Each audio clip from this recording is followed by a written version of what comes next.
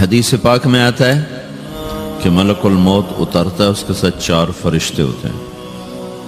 وہ چاروں فرشتے آتے اس کی پٹائی شروع کر دیتے ہیں. ابھی پرسوں یہ حدیث میں نے پڑھی ابن ماجہ میں کہ ملک الموت کہتا ہے ایتها النفس الخبیثہ کانت فی الجسد الخبیث، اے خبیث روح جو خبیث جسم میں تھی، اخرج باہر آؤ. اب وہ واپس تو ہو نہیں سکتا، اپنے آپ کو روک تو سکتا نہیں، تو وہ حیران پریشان خوف زدہ. تو اس کے جواب میں اس کو ملک الموت کہتا ابشری ابشری بحمیم وغساق وآخر من شکلہ ازواج، تیار ہو جا خوفناک عذاب کے لیے اور کھولتے پانیوں کے لیے، کانٹے دار جھاڑیوں کے لیے اور بے شمار عذاب کی شکلوں کے لیے. تو اس کی روح کو جب کھینچتے ہیں تو رگ رگ سے وہ کٹ کٹ کے نکلتی ہے، تو سارا وجود زیر و زبر ہوتا ہے. سکرات کا درد ساری دنیا کے دردوں پر حاوی ہے. جب اس کی روح نکلتی ہے اور اس کو لے کر آسمان پر چلتے ہیں تو دروازے پر پہنچتے ہیں تو اندر سے فرشتے پوچھتے ہیں کون ہے؟ کہتے ہیں فلاں فلاں کا بیٹا ہے. کا نفس خبیثہ فی الجسد الخبیث، یہ تو وہی بدماش ہے جو بدماش جسم میں تھا، یہ وہ بدبخت روح ہے جو بدبخت جسم میں تھی. اس کے لیے آسمان کے دروازے نہیں کھول سکتے، اسے واپس کر دیا جائے. تو آسمان کے دروازے لا تفتح لهم ابواب السماء ولا يدخلون الجنة حتى يلج الجمل في سم الخياط، کہ ان کے لیے آسمان کے دروازے نہیں کھلیں گے اور ان کے لیے جنت کے دروازے نہیں کھلیں گے. پھر یہ وہاں سے نیچے گرائے جاتے ہیں جو اللہ کا قید خانہ ہے سجین. وما ادراک ما سجین کتاب مرقوم، وہ تمہیں خبر نہیں کہ وہ کیا خوفناک قید خانہ ہے جو اللہ تعالیٰ نے بنایا ہے، اسے وہاں دھکیل دیا جاتا ہے. پھر قیامت تک اس کے لیے انتظار کی گھڑیاں ہیں اور عذاب کی شدت ہے. اور جب کوئی نیک آدمی اللہ تعالیٰ کے دربار میں جانے کا اس کا وقت آتا ہے تو اللہ تبارک و تعالیٰ فرماتے ہیں ان الذین قالوا ربنا اللہ ثم استقاموا تتنزل علیہم الملائکۃ الا تخافوا ولا تحزنوا وابشروا بالجنة التي كنتم توعدون نحن اولیاؤکم فی الحیاة الدنیا وفی الآخرة ولکم فیہا ما تشتہی انفسکم ولکم فیہا ما تدعون نزل من غفور الرحیم. جب کوئی نیک مرد عورت کے جانے کا وقت آتا ہے تو اس کے لیے بھی فرشتے آتے ہیں اور آ کر اس کو خوشخبری دیتے ہیں اور آ کر اس کو تسلی دیتے ہیں کہ آپ غم نہ کریں، پیچھے والے بھی آپ کو مل جائیں گے، آپ خوف نہ کریں، آگے ساری منزلیں آپ کے لیے آسان ہیں، آپ کے لیے جنت بھی تیار ہے، رب بھی مہربان ہے. اور حدیث پاک میں آتا ہے کہ ملک الموت اور 4 فرشتے آتے ہیں. وہ 4 فرشتے اس کو سہلاتے ہیں، دباتے ہیں کہ موت کا درد اسے محسوس نہ ہو. اور ملک الموت فرماتے ہیں ایتها النفس الحمیدہ کانت فی الجسد الحمید اخرجی، اے نیک روح جو نیک جسم میں تھی باہر آؤ. کیا کرو؟ وابشری بروح وریحان ورب راض عنک غیر غضبان، آپ کو بشارت ہو آپ کے لیے جنت تیار ہو چکی ہے اور وہاں کی ساری نعمتیں آپ کے لیے میسر ہو چکی ہیں اور اللہ آپ پہ راضی ہو چکا ہے اور اللہ آپ پہ خوش ہو چکا ہے. اس پر اس کی روح کو نکالا جاتا ہے. پھر سارے فرشتے اس کو استقبال کے ساتھ جو آسمان پر لے جاتے ہیں تو اندر سے پوچھتے ہیں کون ہے؟ کہ فلاں فلاں کا بیٹا، فلاں فلاں کی بیٹی. کہتے ہیں نفس حمیدہ فی جسد حمید، یہ تو نیک روح تھی جو نیک جسم میں تھی، مرحبا بہی. اس کو ہم سب استقبال کس کا کرتے ہیں اور ایک دم آسمان کے دروازے کھلتے ہیں. پھر وہ پہلا، دوسرا، تیسرا، چوتھا سارے آسمان پار کرتا ہوا اللہ پاک کے عرش کے نیچے کے جا کر، مرد ہے یا عورت، وہاں جا کر سجدے میں سر رکھتا ہے اور اللہ تعالیٰ فرماتے ہیں ہاں اس نے ہمیں خوش کیا، ہم اسے خوش کریں گے. اور اس کو عافیت کے ساتھ وہاں آسمان میں، پہلے آسمان سے لے کر اللہ کے عرش تک یہ سب ویٹنگ روم بنے ہوئے جہاں اللہ اپنے اپنے درجات کے مطابق جنت والوں کو ٹھہراتا ہے. اور وہ انتظار گاہ ہے اور وقت ختم ہو جاتا ہے، لہٰذا انتظار کی جو تکلیف ہے وہ بھی ختم ہو جاتی ہے. وقت ختم تو انتظار کا احساس ختم اور ٹائم کے گزرنے کا احساس ختم۔ تو جیسے اصحاب کہف کو اللہ نے غار میں داخل کر کے تو غار کے اندر سے وقت کو نکال کے باہر پھینک دیا، باہر 300 سال گزرے، اندر آدھا ہی دن گزرا تھا۔ وہ جب اٹھے ہیں تو وہ 25 برس کا نوجوان 325 سال کا ہو کے نہیں اٹھا، وہ 25 سال کی عمر میں اٹھا ہے۔ نہ ناخن بڑا ہے، نہ مونچھیں بڑی ہیں، نہ ان کی داڑیاں لمبی ہوئی ہیں، جو کہ تو زندہ تھے، مر نہیں گئے تھے۔ تو زندہ کے تو بال بھی بڑھتے ہیں، ناخن بھی بڑھتے ہیں، لیکن وہ اس طرح اٹھے کہ 300 برس گزر گئے اور 25 برس کا نوجوان 25 سال کی عمر میں اٹھا ہے، 20 برس کا 20 برس کی عمر میں اٹھا ہے۔ اور وہ کہنے لگے کم لبثنا، بھئی کتنا ٹھہرے ہیں؟ یومن او بعض یومن، لگتا ہے کوئی دن آدھا دن ٹھہرے ہیں۔ وہ صحیح کہہ رہے تھے۔ باہر اللہ تعالیٰ نے وقت کی گھڑی کو چلائے رکھا اور اندر غار میں اس کو سوئچ آف کر دیا، نکال دے کے یہاں وقت کو داخل نہیں ہونے دیا۔ تو وقت کے گزرنے سے جو بھی اثرات مرتب ہوتے ہیں وہ ان پر مرتب نہیں ہوئے، تو وہ 20 آدھا ہی دن کے بعد اٹھے ہیں، باہر 300 سال، اندر آدھا دن۔ یہی کچھ اللہ تبارک و تعالیٰ برزخ میں کر دیتا ہے، وقت کو ختم کر دیتا ہے، گزرنے کا احساس نہیں ہوتا ہے۔ تو اس طرح میرے عزیزو، یہ 2 موتیں ہر انسان دیکھتا ہے، یا وہ جنت کے فرشتوں کا استقبال دیکھتا ہے یا جہنم کے فرشتوں کی مار اور پٹائی کو سہتا ہے۔ رابعہ بصری رحمۃ اللہ علیہ کا انتقال ہونے لگا تو انہوں نے رات کو فوت ہوئی، تو انہوں نے اپنی خادمہ کو بلا کے فرمایا کہ کسی کو بتانا نہیں، جب میں مر جاؤں تو پڑوس میں 2-4 کو بلا کر نا میرا جنازہ پڑھوا دینا، اور جس کرتے میں تہجد پڑھتی تھی وہی میرا کفن بنا دینا، اور صبح بے شک لوگوں کو بتا دینا، میرے مرنے کے بعد میری میت کو رکھنا نہیں، فوراً دبا دینا۔ تو جب ان کا انتقال ہوا تو انہوں نے پڑوس کے 2-4-10-20 آدمی بلائے اور ان کو تدفین تجہیز سب کچھ ہو گئی۔ صبح شور مچا کہ وہ رابعہ بصری کا انتقال ہو گیا۔ تو اگلے دن وہ خواب میں اس خادمہ کو ملی اور کہا بیٹی تیری بڑی مہربانی، تو نے میری وصیت کے مطابق عمل کیا۔ اس نے دیکھا کہ انہوں نے ایک خوبصورت سبز لباس پہنا ہوا ہے، تو وہ فرمانے لگی، انہوں نے سوال کیا کہ آپ کے ساتھ قبر میں کیا ہوا؟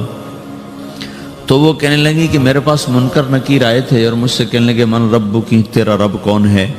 تو میں نے کہا سبحان اللہ، 40 برس جس کو میں نہ بھلا سکی اس کو 4 ہاتھ زمین میں آ کے میں بھول جاؤں گی۔ ان کا 42 برس کی عمر میں انتقال ہوا تھا۔ تو وہ کہنے لگے سبحان اللہ، جس کو میں 40 برس نہ بھولا سکی میں اسے 4 ہاتھ زمین کے اندر آ کے بھول جاؤں گی۔ تو منکر نکیر کہنے لگے اس کا کیا حساب لینا؟ پھر انہوں نے پوچھا کہ وہ آپ کا وہ کرتا کہاں گیا تہجد والا جس میں آپ کو کفن دیا تھا؟ کہا وہ اللہ نے مجھ سے لے لیا ہے اور میرے اعمال کے خزانے میں رکھ دیا ہے، قیامت کے دن میرا وہ کرتا بھی میرے ترازو میں تولا جائے گا، اور مجھے یہ لباس پہنایا ہے جو جنت کا لباس ہے۔ یہ بھی ایک موت ہے، اس طرح بھی لوگ مرتے ہیں۔ اور دوسری بھی ایک موت ہے، ہمارے علاقے کی بتا رہا ہوں، اپنے علاقے کی۔ ایک زمیندار مر گیا، اس کی قبر کھودی، ساری بچھوؤں سے بھری ہوئی، ایسے جیسے چیونٹیاں پھر رہی ہوتی۔ تو انہیں وہ بند کر کے دوسری کھودی، ساری بچھوؤں سے بھری ہوئی۔ پھر وہ بند کر کے تیسری کھودی، ساری بچھوؤں سے بھری ہوئی۔ قبرستان میں اتنے بچھو کہاں سے آ گئے؟ یہ زمین کے بچھو نہیں ہے، یہ آخرت کی بلائیں ہیں جس کے ساتھ اب اس سے قیامت تک رہنا ہے اور گزارا کرنا ہے۔ تو یہ 2 طرح کی موتیں روزانہ لوگ مرتے ہیں، روزانہ لوگ مرتے ہیں۔ جب نماز کا وقت ہوتا ہے ملک الموت ساری دنیا کا چکر لگاتا ہے اور دیکھتا ہے کون پڑھ رہا ہے کون نہیں پڑھ رہا، کون پڑھ رہا ہے کون نہیں پڑھ رہا۔ جو نماز کی پابندی کرتا ہے اس کی موت آسانی سے ہوتی، جو نماز میں غفلت کرتا ہے اس کے ساتھ موت کے وقت شدت اور سختی اختیار کی جاتی۔ تو بھائیو، یہ ایک جسم ہے، ایک روح ہے۔ روح باقی رہنے والی چیز ہے، جسم مٹ جاتا ہے، پھر اللہ سے قیامت کے دن نیا جسم عطا فرمائے گا، ایک نیا جسم دیا جائے گا۔ روح وہی ہے جو اللہ کے خزانوں میں جمع ہو جاتی ہے۔ نافرمان کی سیاہ کالی روح ہوتی ہے، فرمان بردار کی روشن چمکدار روح ہوتی ہے۔ تو اللہ نے کچھ تقاضے جسم کے رکھے ہیں اور کچھ روح کے رکھے ہیں۔ جسم کے تقاضے پورے نہ کرو تو یہ پریشان ہو جاتا ہے، روح کے تقاضے پورے نہ کرو تو یہ پریشان ہو جاتی۔ روح کی پریشانی جسم سے زیادہ ہے، چونکہ روح کی طاقت جسم سے زیادہ ہے۔ جسم مٹی سے بنا ہے، اس کی غذا بھی مٹی سے نکلتی ہے، روح آسمان سے ہے، اس کی غذا بھی آسمان سے ہے۔ روح کا تعلق جب تک اللہ سے نہیں جڑتا اس سے بھوک اور پیاس لگتی رہتی ہے۔ جسم کو جب تک روٹی اور پانی نہ ملے یہ تڑپتا اور پریشان رہتا ہے۔ جیسے اللہ تعالیٰ نے ہمارے جسم میں روٹی اور پانی کی طلب کو بے ساختہ رکھ دیا ہے۔ میں بیان کے دوران بھی پانی پی رہا ہوں، آپ دیکھ رہے ہیں کہ مجھے میرا حلق سوکھ جاتا ہے، مجھے طلب محسوس ہوتی ہے، پانی، حلق سوکھتا ہے پانی کی طرف بھاگتے ہیں، بھوک لگتی ہم روٹی کی طرف بھاگتے ہیں۔ یہ ایک ایسا اندر میں آٹومیٹک سسٹم ہے کہ ہم اس کو آف نہیں کر سکتے۔ یہ سوتے سوتے بھی بھوک کی وجہ سے آنکھ کھل جاتی، سوتے سوتے پیاس کی وجہ سے آنکھ کھل جاتی ہے۔ یہ ایسا خود اللہ تعالیٰ نے ساختہ نظام بنایا ہے کہ آپ اپنے جسم میں روٹی اور پانی کی طلب کو نہیں نکال سکتے۔ میرے عزیزو، ٹھیک اسی طرح اللہ نے انسانی روح میں اپنی طلب رکھ دی ہے اور اپنے رسول کی طلب رکھ دی ہے۔ یہ دو طلب ایسی ہیں کہ یہ آپ کے جسم روح سے نکل نہیں سکتی۔ جیسے بھوکا روٹی نہ کھا لے، پیاسا پانی نہ پی لے، اسے چین نہیں آ سکتا۔ وہ روح جو اللہ اور اس کے رسول سے نہ آشنا ہے، جب تک وہ وہاں تک پہنچ نہیں جاتی اسے چین نہیں آ سکتا، اس کا اندر پریشان رہے گا۔ 1997 میں جب جنید جمشید سے میری پہلی ملاقات ہوئی تو اس نے مجھ سے یہ سوال کیا کہ مولوی صاحب، ایک پاکستانی نوجوان جس گلیمر کو خوابوں میں دیکھتا ہے وہ گلیمر تو مجھے زندگی میں ویسے ہی حاصل ہے، میرے چاروں طرف زندگی کا رقص ہے اور میری زندگی کی ہر خواہش، ہر السلام علیکم، ویلکم بیک ٹو مسلم سیرہ۔ ایسے ہی بیانات سننے کے لیے ہمارے چینل کو سبسکرائب کریں اور بیل آئیکن کو ضرور دبائیں۔ شکریہ۔ تمنا پوری ہے، اس کے باوجود میرے اندر اندھیرا ہے، میرے اندر خلا ہے۔ مجھے لگتا ہے میں وہ کشتی ہوں جس کا کوئی ساحل نہیں، جس کی کوئی سمت نہیں، جس کا کوئی گھاٹ نہیں۔ یہ کیوں ہے؟ میرے ساتھ تو ایسا نہیں ہونا چاہیے۔ ایک عام لڑکا تو کہتا ہے ہائے کاش یہ ہوتا، اس کو وہ نہیں ہو رہا تو پھر وہ پریشان ہے، ہائے یہ ہوتا، ہائے وہ ہوتا۔ تو میں تو ہائے نہیں کرتا ہوں، میری تو ہر لذت اور خواہش میرے سامنے تشتری میں سجا کے پیش کی جا رہی۔ میں کیوں ایسا کر رہا ہوں؟ میں ہائے ہائے کیوں کر رہا ہوں؟ میرا اندر ویران کیوں ہے؟ میرے اندر میں خلا کیوں ہے؟ یہ وہی خلا ہے کہ وہ روح کی پیاس کو شراب میں بجھانا چاہتا ہے، وہ روح کی پیاس کو لڑکی میں بجھانا چاہتا ہے، وہ روح کی پیاس کو موسیقی سے بجھانا چاہتا ہے، وہ روح کی پیاس کو دنیا کی رعنائیوں میں 5 سٹار ہوٹلوں سے بجھانا چاہتا ہے۔ روح کیا جانے روٹی کیا ہے، شراب کیا ہے، پانی کیا ہے، عورت کیا ہے، موسیقی کیا ہے، گھنگرو کیا ہے، پائل کیا ہے، چھنکار کیا ہے۔ روح کو ان چیزوں کی کیا خبر؟ امریکہ میں ہماری ایک جماعت تھی تو 4 لڑکے 2 لڑکیاں، 4 لڑکیاں 2 لڑکے مسلمان ہوئے۔ تو ایک لڑکے کا نام رکھا تھا ابراہیم، اور اس کو جب پڑھایا نا کلمہ، انہوں نے کہا ہائے، انہوں نے کہا ہائے، وہ دونوں ہاتھ یہاں رکھے سینے پر، دل پر، کہا ہائے۔ تو ہمارے ساتھی ہیں ڈاکٹر اختر، وہ کہنے لگا کیا ہوا کیا ہوا؟ کہنے لگا جب سے ہوش سنبھالا یہ جگہ خالی تھی، یہ تیرے کلمہ پڑھانے پر بھر گئی ہے کہ میری خوشی سے ہائے نکل گئی۔ یہ جگہ خالی رہے گی، یہاں شراب نہیں پہنچ سکتی، یہاں نغمہ اور موسیقی نہیں پہنچ سکتے، یہاں تالے لگے ہوئے ہیں، یہاں تک کوئی آواز نہیں جا سکتی۔ دل کے تاروں پر ایک ہی نغمہ چڑھ سکتا ہے اور وہ اللہ کی یاد کا ہے اور اللہ کی محبت کا ہے اور اللہ کے رسول کی محبت کا ہے۔ باقی کوئی مضراب ایسا نہیں جو ان تاروں کو چھیڑ سکے، باقی کوئی چیز، آواز ایسی نہیں جو دل کی دنیا پر جا کر دستک دے سکے۔ یہاں بند دروازے ہیں، یہاں صرف اللہ پہنچے گا، اللہ کے رسول کا تعلق پہنچے گا، باقی کوئی چیز یہاں نہیں جا سکتی۔ تو چونکہ آج ہمارا علم غلط ہو گیا، پنکھا بند کرو، ہمارا علم غلط ہو گیا ہے، تو ہم نے ان دنیا کی چیزوں کو سب کچھ سمجھ کر اس کی دوڑ لگانا شروع کر دی ہے۔ تو روح آسمان سے ہے، اس کا تعلق اللہ سے بناؤ بھائیو۔ اللہ کا تعلق پائے بغیر نہ کوئی مرد مکمل ہے نہ کوئی عورت مکمل ہے، اور چونکہ براہ راست اللہ کو کوئی پا نہیں سکتا، چونکہ وہ ہمارے سامنے نہیں، اس کے اور ہمارے درمیان لاکھوں کروڑوں پردے حائل ہیں، تو اللہ اپنے بندوں میں سے ایک کو منتخب کر کے اپنا رسول بناتا ہے، اس پر اپنا آپ کھول دیتا ہے، پھر اسے کہتا ہے جا لوگوں کو بتا کہ یہ زندگی اللہ کو پسند ہے۔ وہ اللہ کا جو رسول ہے وہ بندوں اور رب کے درمیان واسطہ بن جاتا ہے۔ اللہ نے ہمیں حضرت محمد صلی اللہ تعالی علیہ وسلم جیسا رسول دے دیا۔ اللہ تعالیٰ نے اپنا آپ کسی کو نہیں دکھایا۔ موسیٰ علیہ السلام پہ ایک تجلی پڑی، ان کو 40 دن ہوش نہیں آیا، 40 دن اللہ سے ضد کرنے لگے، رب ارنی انظر الیک، یا اللہ میں تجھے دیکھنا چاہتا ہوں۔ اللہ تعالیٰ نے کہا موسیٰ یہ ہو نہیں سکتا۔ موسیٰ علیہ السلام اللہ کے نبی نے فرمایا لاڈلے نبی تھے، اللہ پاک سے ضد کر لیا کرتے تھے، پھر کہنے لگے نہیں یا اللہ میں نے ایک دفعہ تو ضرور دیکھنا ہے۔ تو اللہ تعالیٰ نے کہا اچھا تم ایسا کرو، میں طور پہ تجلی ڈالوں گا، فَإِنِ اسْتَقَرَّ مَكَانَهُ فَسَوْفَ تَرَانِي، تو میں تجلی ڈالتا ہوں طور پر، اگر طور کھڑا رہا تو تو بھی دیکھ لے گا۔ تو اب اللہ خود سامنے نہیں آیا، صرف ایک تجلی اللہ کے عرشوں کے اوپر سے آنا شروع ہوئی ہے، بیچ میں آپ فاصلہ گنے، اور پھر وہ آ کر فَلَمَّا تَجَلَّى رَبُّهُ لِلْجَبَلِ، پھر وہ جبل پر پہاڑ پر آئی ہے، جَعَلَهُ دَكَّا، وہ پہاڑ ریزہ ریزہ ہو کر ہواؤں میں بکھر گیا، وَخَرَّ مُوسَى صَعِقًا، اور موسیٰ علیہ السلام بے ہوش ہو کے گئے۔ اور جب ہوش آیا فلما افاقا، ہوش آتے کہنے لگے سبحانک، یا اللہ تو پاک بے عیب، میں تیرے بارگاہ میں توبہ کرتا ہوں، میں واقعی نہیں دیکھ سکتا ہوں۔ ہاں کلام کا شرف ملا ہے، زیارت نہیں ہوئی۔ اللہ تعالیٰ نے حضرت محمد صلی اللہ تعالی وسلم کو مکہ سے اٹھایا اور بیت المقدس تک پہنچایا سواری پر، کہ دنیا اسباب کی ہے، یہاں سبب اختیار کیا، سواری کے پر بٹھا کر وہاں پہنچایا، اور اس کے بعد جب اوپر بلایا ہے تو پھر براق کی ضرورت نہیں پڑی، اوپر قدرت کا جہان ہے، اوپر اپنی قدرت سے بلایا ہے۔